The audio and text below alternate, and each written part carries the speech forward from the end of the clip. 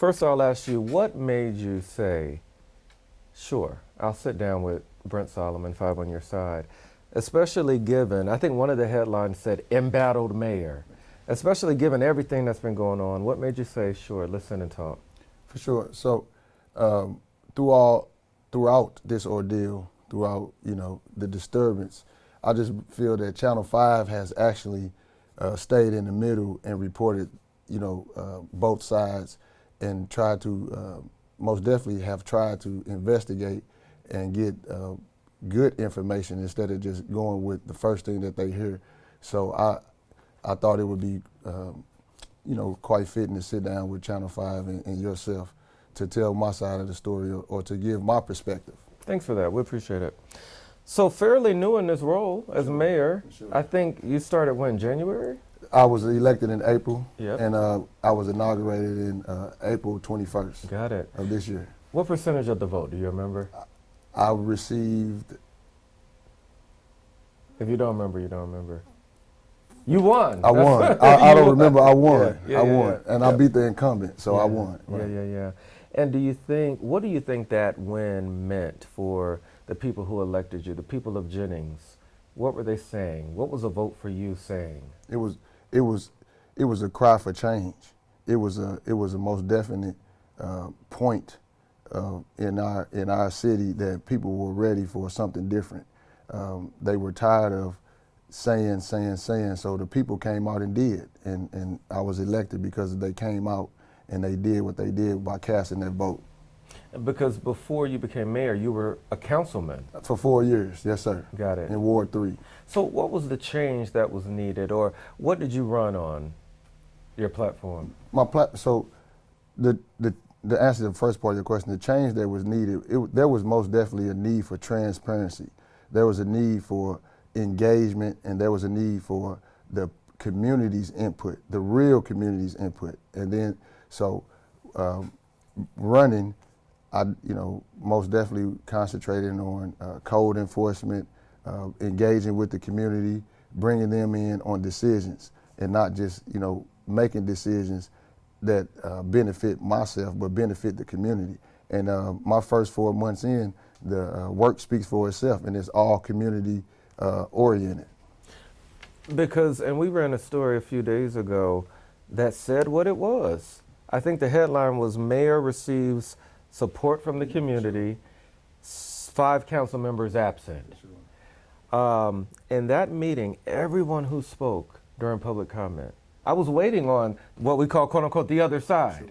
But everyone who spoke in your favor, said, we see what you're doing. We see you in the community. We see you even tonight engaging with us. Is that part of the change you talk about? That most definitely is part of the change. One thing that sticks with me as far as biblically and spiritually is faith without works is dead. So we can have faith all day long. We can we'll pray, we'll ask God, but if we don't put in the work, then like the scripture says, faith without work is dead. So let's talk about why you and why Jennings have been in the news lately, right? And the emergency meeting, right? What was that all about? So we're in the news right now. I don't know why we're in the news, but it is the news, and news picks up on stories. So somehow, this became a story, in the great city of Jennings. But the origin of the story is still confusing to me because my first 4 months, we've been flowing along. We've passed 13 ordinances the first month. Working cohesively? Yeah, working collectively, cooperatively, getting things done, providing resources for the community, providing grants, trash grants, demolition of derelict homes, new construction. This is all things that we've done together in the first 4 months. And all of a sudden now, things have come to a halt. And like you said, we're in the news all of a sudden for all of the negative things, which the first 4 months have been nothing but positive, and that's why you saw that response at the council meeting, because people are walking out of their doors and they're seeing the change. They're seeing what I ran on my platform, what I said, and what I promised that I was going to come in and do. They're seeing that. So let's talk about the concerns of 5 council members who wrote that letter saying, hey, we plan to take a vote of no confidence. I don't think the vote has happened. But the letter was written saying, okay, he creates a hostile work environment. He's violated sunshine laws. He's forcing people to resign or quit. Your response to those allegations? My response to those allegations are allegations, you know. And at this time right now, we would have to have another interview, so I would get in depth in those allegations to negate them. But they're just allegations, and they have no base or no ground, so they're just allegations, and I don't believe they will go too far. Do you feel like you create a hostile work environment? So walking through the doors of City Hall, staff who have probably been here for years, now there's a new mayor. Do you feel like there's a change in the atmosphere? There's a change in the day-to-day operations? No, so I don't feel, I know there was a change, because that's what I promised the people that I was going to do. I was going to make sure that the city of Jennings changed towards a valuable and sustainable way. So of course change was coming. You know, some people are resistant to change. Some people, you know, the way that they do things and have previously done things, they're not open to accept new things. So like what? So for instance,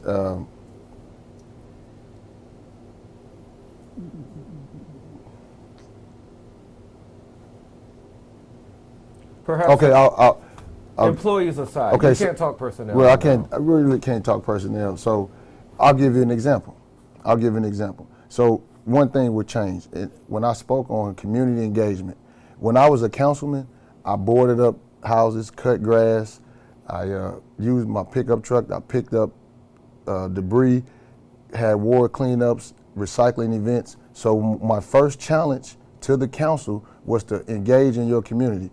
One thing that the news didn't cover is we had block parties in all 4 wards one day, and not one news coverage was here. And I think that was very innovative, and for an area in North County to have a ward block party in each ward simultaneously, and that means that the whole community was out at one time, and no one covered that. So that was a challenge. That in itself, to the council people, was a challenge to engage in your community.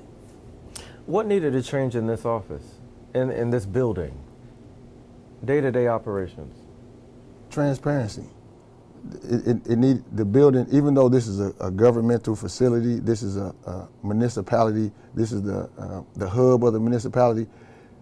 Residents should feel comfortable coming in here. Residents should feel comfortable walking in this building with a question and leave with the answer. And that's what has changed here. If you come in this building, residents come in, they come in angry, they might come in hostile, they might come in belligerent, but they leave with answers. And in most cases, they get to talk to the mayor. I'm not a big time or anything like that, but I'm personal, and I put my heart and passion in this job. So when I see someone irate or belligerent, I take it upon myself to go handle that situation. So many people and many residents will tell you when they come up here, oh, the mayor, he took care of me, he did this. And a lot of messages and cards that I'm receiving after those interactions are proof. And you don't think that was happening before? To the extent that it might be now? It most definitely wasn't happening to the extent it's happening now. Have staff resigned under your leadership? We did have staff resign, and we only had 2 city staff resign, and we had a construction manager on a city project resign. So it was 2 city workers resign and 1 construction manager which was under contract. In addition to those resignations, without going into detail, have there been terminations? There were there were terminations earlier this month that were voted on by the council, that were approved by the council. Multiple? There were a few, yeah. Did you have any influence on those terminations or resignations? I most definitely did. As the mayor of the city, as the chief executive officer, I only recommend terminations and hirings. I do not vote. The council has the last vote. So what comes from me is a recommendation. So when I recommend that to them, they vote on it. So early in August, they voted on the terminations and the hirings. And so that's how that goes. That you recommended? I just recommended, yes, sir. So then why was this emergency meeting a few days later that was called to reverse those decisions? For sure. I have no idea. I have no idea why that meeting was called. I do know that earlier that day, we had a press conference that was very informative, and they gave out a lot of information that would have put people in a great space and a great mind to understand what was going on in the city of Jennings. But that meeting itself kind of overshadowed that. But that press conference that day was very informative, and it was packed. It was also packed with support for the mayor. So that meeting kind of overshadowed the good things. So I really don't know why that meeting happened, you know, and its intention, but it overshadowed something good from earlier that day. Because you believe that meeting was illegal? To what I know as far as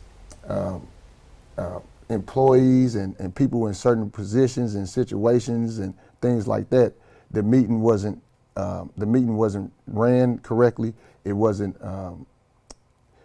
the materials wasn't gathered correctly. Things wasn't put together, and we had people in the meeting executing things in the meeting that no longer worked here. So there's a lot of issues in that meeting. Also, you know, operating city equipment and things like that. So it was a lot of things wrong with that meeting, for sure. I heard you say I didn't authorize that meeting, so it shouldn't have happened. So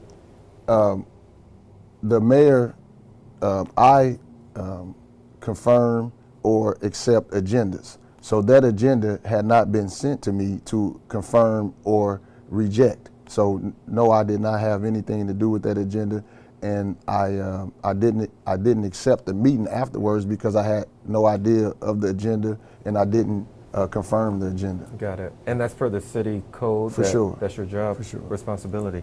Do you regret the optics of how it looked that night? I think people trying to come in the door, I think at one point you come up to the door, there's some questions about whether or not you touched someone to prevent the door from opening. First of all, can you explain what happened in that moment? Well, so as the chief executive officer of this building, which is the City of Jennings building, I have the authority to open and close the building. So given the fact that a certain individual resigned, which held a key position in recording meetings, we were not prepared. We did not have a recording secretary for the meeting. We were not prepared for that meeting. I had a notion and a vision that something was going to go wrong. So what I did was try to prevent things from going wrong by closing the city hall. Now, and canceling the meeting that I had not approved of. So it was no ill intentions. It was just a preventive measure so it wouldn't become chaotic, in which it did. Any regrets? I regret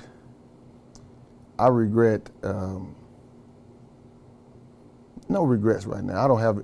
I regret that this is in the media. I regret that a chaotic situation happened. I regret that the optics are being changed. So I don't have any personal regrets. I'm more of, my feelings of regret is coming as a resident. You know what I mean? So I'm just, it doesn't look well. It doesn't look good for our city. So I regret that all of this has happened. In the meeting this week, you said you're going to reach out to the 5 council members who weren't present. For sure. And that you said you have and will make yourself available. For sure. and you want to move forward. For sure. What will it take? Because many will say a leader's responsibility is to somehow figure out, how do I navigate the chaos around me and bring it forward for the greater good? As the mayor, Yes. how are you going to do that? Well, first, how I would do that, we have to find a common goal. So, like you said, I'll make myself available. I'm accessible, especially to my council members, and we need to come up with one common goal. And the common goal is to move the city forward. We know that. That's the overall goal. But what one thing right now can we hold on to and get it accomplished and get credibility back to in our community amongst ourselves? And our people will not be doubting some of us. So we need to get a hold of one thing, which might be the city center. Even though there's misinformation on this, stopped and this and that, the city center is most definitely a priority in our city. So that's something that we could get together and move this forward. And so the community can get behind us. We can get behind the community again and push this forward and have something the community can see. So it's going to take us to get together and put one thing together and be successful with that, or move it forward, get it moving forward. So, have you heard from any of those 5 council members since the meeting? I have not. Have you reached out? I've reached out. Got it. What's your hope? My hope is, like I always say, even though this is all going on, after this is over, everyone is saying the great city of Jennings, because they know how great we are. And they're really going to be saying the great city of Jennings because this is going to show how resilient this group and neighborhood of people are, how resilient the council is. Even though we having this quarrel, we are still family. We're still together. We still live around each other. So we're going. When my hope is, well, I know people are going to be saying the great city of Jennings. Man, they went through something and they got it back together, and those people in that community is the great city of Jennings. So the city is suing those 5 council members. Do you want to clarify the purpose of that lawsuit? For sure. So just so everyone will be clear, the city is suing, or there's litigations to declare that meeting from August the 18th improper. So we're not individually suing the council members. We're suing their actions to declare them improper. Like I said before, we won't get into details about that meeting, but there were several actions that are improper, and we're looking for the courts to deem those improper so we can move forward. So again, that's one of those steps that, even though it's legal, it's in the court, and when people hear lawsuits, people are like, oh, it's lawsuits, but this is the perfect way to move forward. Let the courts decide what that meeting was, and let's move forward. So once that happens, I think we most definitely will have a great understanding of that, and we can move forward. But the city is not suing individually. We're suing, the city has a lawsuit to declare that meeting improper and let the courts decide on that meeting. Because if the court rules in your favor, it would send a message that this is not how we operate. Exactly. It most definitely would send a message, this is not how we operate, and it would also solidify, like I said, the point where we can move forward and we won't be stuck on the ifs and the ands. It will already be set. So most definitely, that'll be the point where we can move forward. Who's Gary Johnson? For people who have only seen the news coverage in the past few days and see your face, that might be their only lens into who you are. For sure. Who are you? I'm a young man that grew up in Hyde Park, North St. Louis.